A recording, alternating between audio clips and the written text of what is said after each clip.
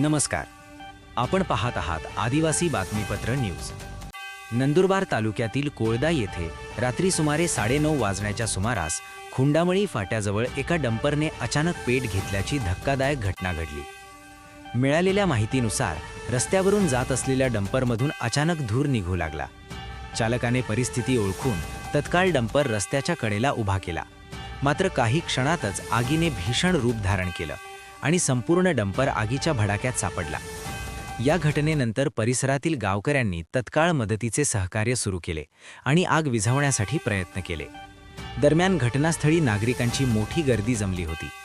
घटनेची माहिती मिळताच अग्निशमन दल तातडीने घटनास्थळी दाखल झाले आणि त्यांनी अथक प्रयत्न करत आगीवर नियंत्रण मिळवले.